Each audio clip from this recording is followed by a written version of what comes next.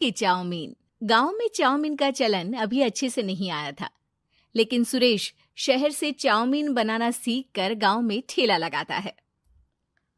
अरे ये केचुआ है क्या भैया? कैसे खाया जाता है? अरे नहीं नहीं, ये चाउमीन है। चाउमीन शहर में खाया जाता है। कितने की दे रहे हो सुरेश? 10 रुपए की प्लेट भरकर। तभी वहां शहर से पढ़ा एक लड़का आता है। जरा एक प्लेट चाउमीन तो देना। सुरेश उसे चाउमीन देता है। उसे चाउमीन खाता देख गांव वाले भी उससे चाउमीन ले लेते हैं और खाने लगते हैं।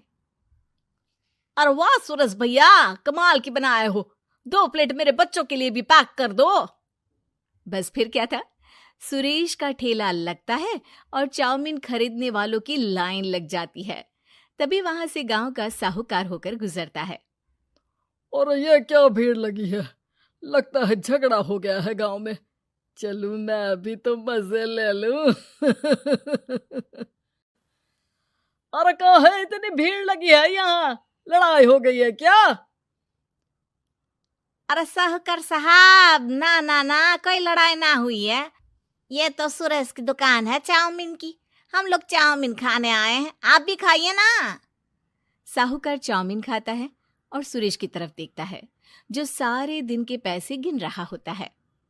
अरे सुरेश, क्या लागत है इस काम की?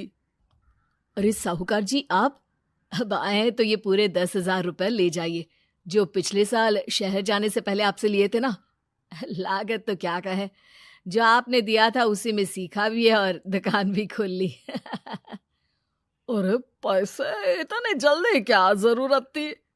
कैसे जरूरत नहीं थी साहूकार जी, इतना मोटा ब्याज कहाँ से भरते।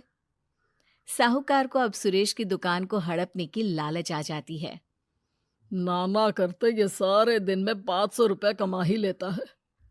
अरे गांव में ये ऐसे ही कमाता रहा तो कहीं ब्याज का काम ना शुरू कर दे।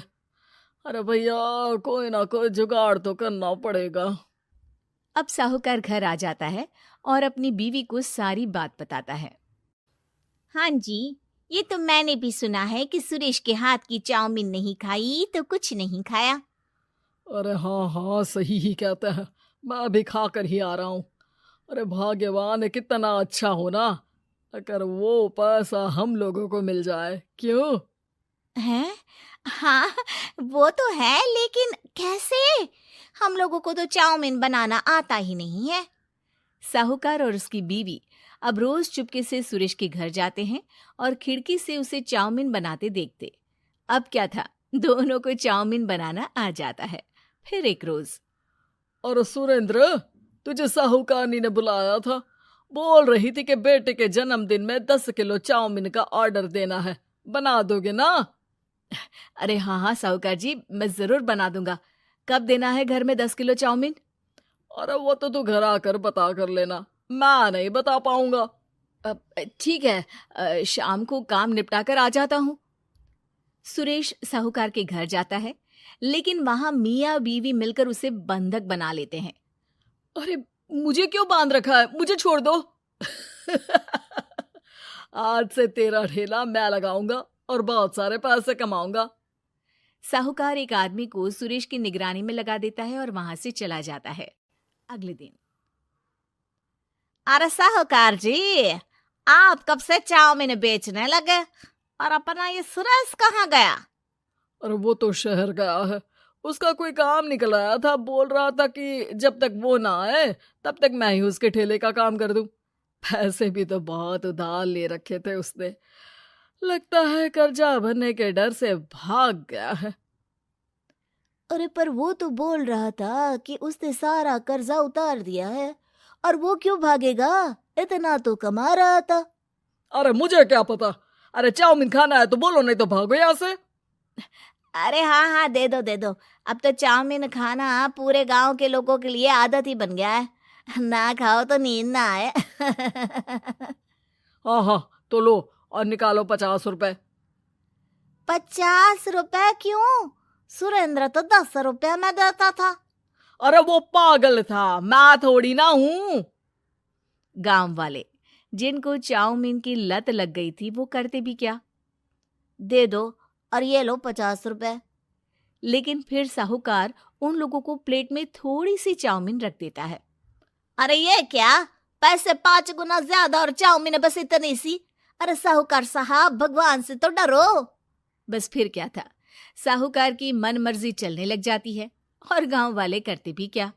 एक रोज मुझे तो लगता है कि सुरेश को साहूकार ने मार डाला होगा, क्योंकि उसका काम इतना अच्छा चल रहा था, फिर वो क्यों जाता, और वो भी साहूकार के हवाले दुकान करके। ना बाबा ना। अगले रोज भाग्यवान, देखो तो जरा, इस सुरेश भी ना कितना पागल था। जिस काम से वो ज्यादा पैसे बना सकता था, उससे इतने कम पैसे छाप रहा था।